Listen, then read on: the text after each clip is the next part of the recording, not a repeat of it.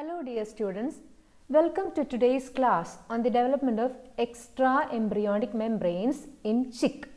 So in this class we will focus the development of the two extra embryonic membranes, that is amnion and chorion. So before going to their development, we will just see what does an extra embryonic membrane mean. In the development of every vertebrate, certain tissues, they do not directly enter into the formation of the embryo proper. These tissues rather help in the care and maintenance of the embryo. So collectively these parts are referred to as extra embryonic membranes. So we come to chick. In chick embryos there are 4 extra embryonic membranes. They are amnion, chorion, which is also called as serosa, yolk sac and allantois. So amnion, chorion, allantois, yolk sac. What is amnion? So here you can see the developing embryo. The embryo is maintained inside a fluid filled bag. So this is the fluid filled bag inside which the embryo is maintained, and that bag is formed by the membrane called as amnion. So it is a sac which surrounds the embryonic body and provides an aquatic environment for development. So it is a characteristic feature of all organisms who have attempted a terrestrial mode of life. They do not depend upon a water body for their development. Up to amphibians, there is no need of such an amnion. There is no need of a watery environment provided by a membrane because they directly grow in water. They directly develop in water. But this is not the case with reptiles, birds and mammals. So their embryos, they are to be protected inside a watery medium. That is why they develop this membrane called as amnion. So amnion is a feature that enabled the reptiles, the birds and the mammals to start a terrestrial mode of life because there is no dependence on an external water body for the growth of the embryo. Instead, the amnion will provide the watery medium. Now the second one is chorion. This is the chorion. This chorion is the outermost covering. It will provide a respiratory surface. It will provide a vascular respiratory surface. Then the third is yolk sac. So this is the yolk sac. It is a sac which is filled with yolk mass and it supplies food for the growing embryo. And this is prominent in reptiles, birds, etc., but not very prominent in mammals. Then last one is allantois. So this is allantois. Allantois is a kind of diverticulum. You can see it is arising from the floor of the hindgut of the embryo. You can see this is the head region, this is the posterior region of the embryo, and the allantois is arising as a diverticulum from the floor of the hindgut, and this serves as an embryonic respiratory organ and a storehouse of waste products. So these are the 4 extra embryonic membranes, of which we will first study about the development of amnion and chorion.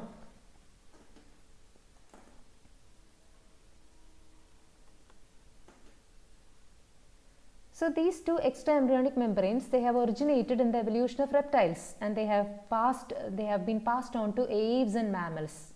And as I already mentioned, the amnion and chorion are closely associated in the development of amniotic organisms. Now, where do they develop from? The amnion and chorion develop from the somatoplure. So for that, I take you to this slide which has been previously discussed when we studied about the embryonic stages of chick, where this was the ectoderm, this was the endoderm, this is the mesoderm, the lateral mesoderm, which is split into a somatic layer and a splanchnic layer. The somatic layer will move and come to lie near to the ectoderm. The splanchnic layer will come to lie near the endoderm. The somatic layer plus ectoderm constitute the somatoplure, and the splanchnic layer plus mesoderm constitute the splagnoplure. So these two constitute somatoplure and these two constitute the splagnoplure. Now I'll take you to another slide. So once more, so this is the somatoplure and this is the splagnoplure.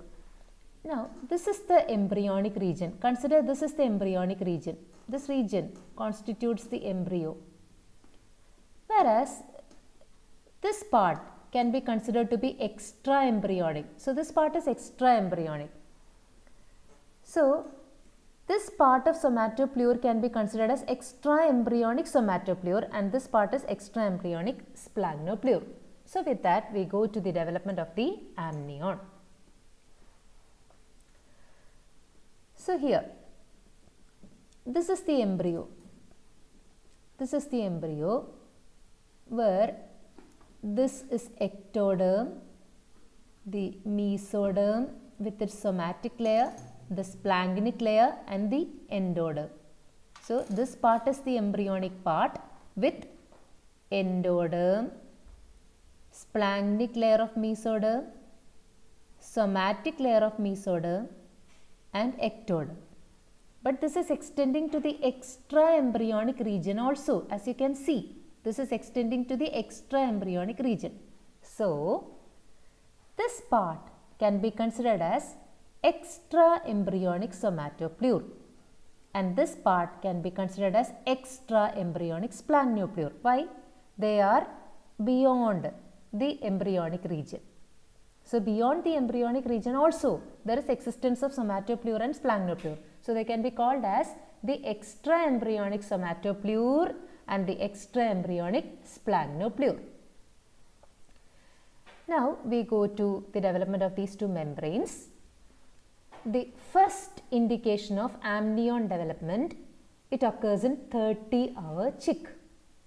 So, for that, where does the amnion and chorion develop from? That we will go to first. The amnion and chorion develop from this somatopleure, the extra embryonic somatopleure. What is somatopleure? Ectoderm plus mesoderm. So, coming back, the first indication is in 30-hour. So, this is the embryo. Consider this is the head region of the embryo and this is the caudal region of the embryo. So, this much is the embryonic tissue. This much is embryonic, the others are extra embryonic. So, this is the embryo. This is the somatopleure.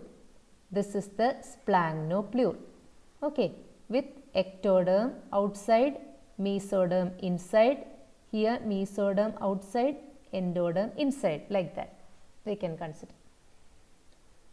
So, the first indication is the somatopleure in front of the head of the embryo is elevated as a fold. So, here you can see the somatopleure gets elevated like a fold. Look, this is the somatopleure which is elevated like a fold above the head of the embryo, and this can be called as the head fold. So, this is called as a head fold of the amnion, and it is somewhat crescentic in appearance, and it is projecting over the head of the embryo as a double walled cap. So, it will project above the head of the embryo like a double walled cap. Now, it starts growing over the head to the backward direction. So, once it forms a cap above the head, it will continue growing backwards.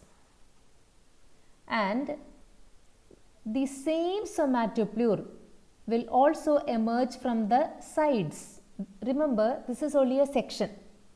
Here also there will be somatopleure. So, the same somatopleure will be extending through the right and left side of the embryo also. So, they can be called as the lateral folds. And the somatopleure will also emerge from the tail region of the embryo. It can be called as a caudal fold or a tail fold. Okay. So, embryo is in the center, the somatopleure, the extra embryonic region is surrounding it, and first the somatopleure in front of the head will be rising above the head like a cap, and then it will be growing backwards. Then the somatopleure from the right side and the left side will be growing through the sides of the embryo, and the somatopleure from the tail region will also be growing over. So, they can be called as the head folds, lateral folds and tail folds. All these happen, or all these happen by around the 3rd day of incubation. The tail fold is the last to appear and it appears on the 3rd day of incubation. Now,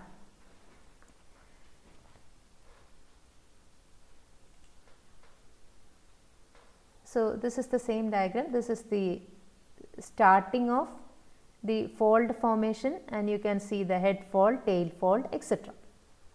Then, now another stage, an advanced stage. So this was the folding. Now you can see it is growing upward. So this is a cephalic fold and this is the tail fold, and from these regions there will be the lateral folds also. You cannot show it in the diagram because this is a section. Now you just take this fold which is called as the amniotic fold. It has got 2 limbs. This is the outer limb and this is the inner limb. So this is the inner limb, this is the outer limb. You just see the outer limb is having ectoderm. The outer limb is having ectoderm outside, mesoderm inside. Whereas this inner limb is having mesoderm outside and endoderm inside.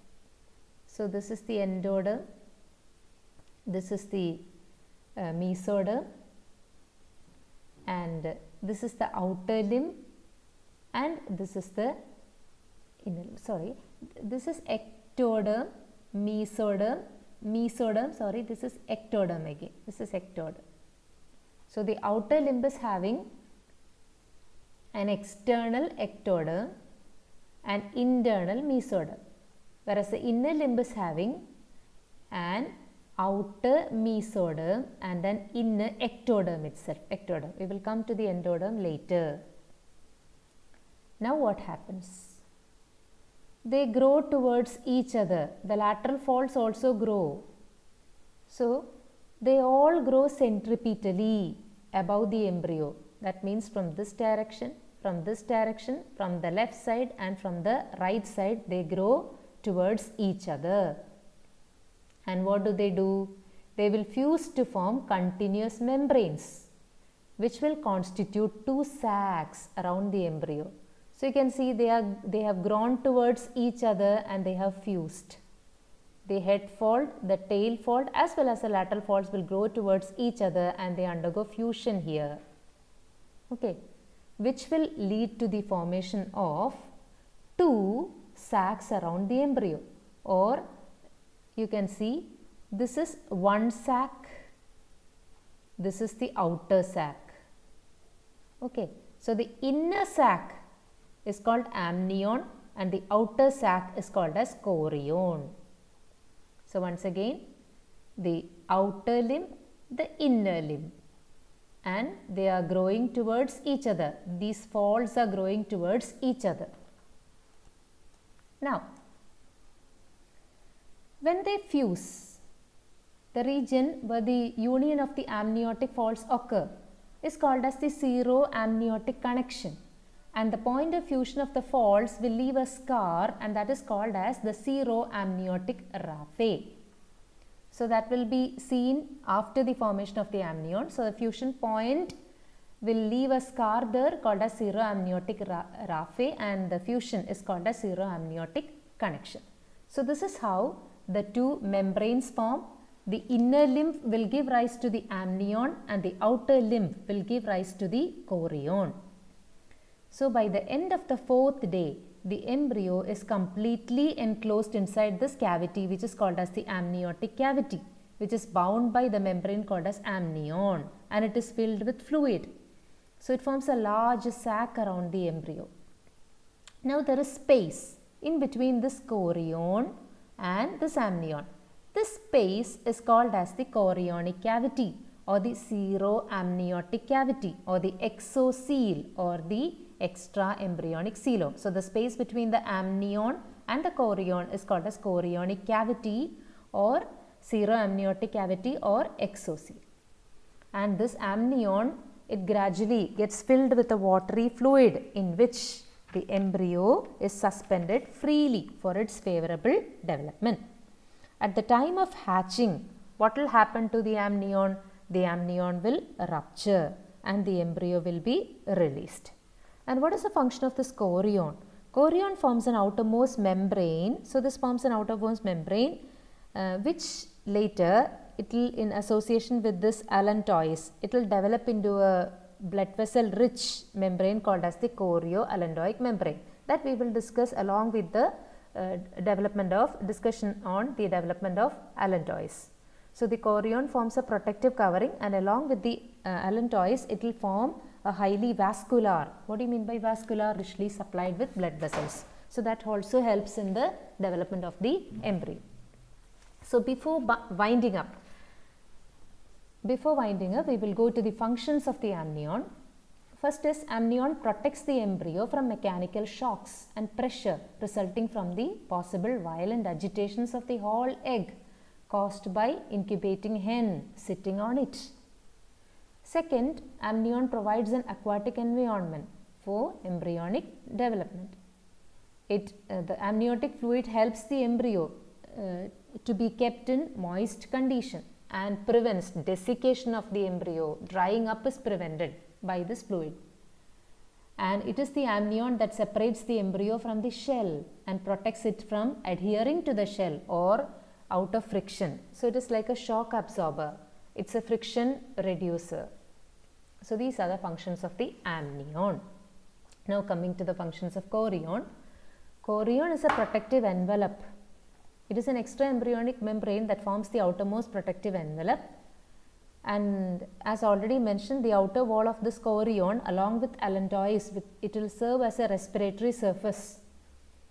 And the fluid of this chorionic cavity, this what we call exocele, and this also provides protection to the embryo. There is fluid here also, it will also provide additional protection to the embryo. And the transport of calcium from the egg shell to the extra embryonic circulation is also carried out by the chorion. So it is why calcium is required. Calcium is required for the development of beak in the young bird as well as the skeleton. So this calcium transport from the shell to the extra embryonic circulation is also carried out by chorion. So with this we finish the discussion on the development of the amnion and the chorion. Thank you.